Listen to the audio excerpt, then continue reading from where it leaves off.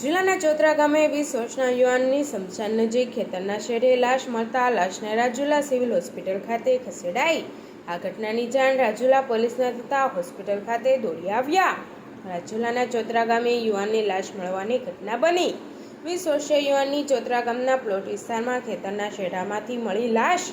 શૈલેષ વાઘેલા નામના 20 વર્ષીય યુવકની લાશને તારીખ 18/9/2024ના રાત્રિના 2 વાગ્યાના સમયે રાજુલા જનરલ હોસ્પિટલ ખાતે ખસેડાઈ। આ ઘટનાની જાણ થતાં પીઆઈ, પીએસઆઈ સહિત પોલીસ સ્ટાફ હોસ્પિટલ ખાતે દોડી આવ્યા।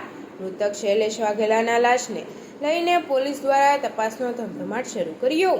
હત્યા થયેલ હોવાનો માતાએ કર્યો આક્ષેપ। આ ઘટના પગલે પરિવારજનો હોસ્પિટલ ખાતે થયા એકઠા। મૃતકના લાશને ફોરેન્સિક પીએમ અર્થે ભાવનગર ખસેડવાની કાર્યવાહી હાથ ધરી। માસી શું નામ? પાંચીબેન। શું ઘટના બની? 4:30 વાગે વરસાદ વેરો મારા દીકરાને ગોમ કરી નાખ્યો એ અમને ખબર નથી સાહેબ। હું છું એ કઈ ખબર નથી પડતી। પછી 6:30 અમે ગોત્યો છે। કયું ગામ? ગામ સોતરા। તો સાહેબ અમે ગરીબ માણસ છીએ, તો હવે તમે માય બાપ છો તો અમને ગમે એ માહિતી આપો સાહેબ, સલાહ આપો। છોકરાનું નામ શું છે? છોકરાનું નામ શૈલેષભાઈ રકાભાઈ એમ વાઘેલા સાહેબ। કઈ જગ્યાએ મળ્યો છોકરો?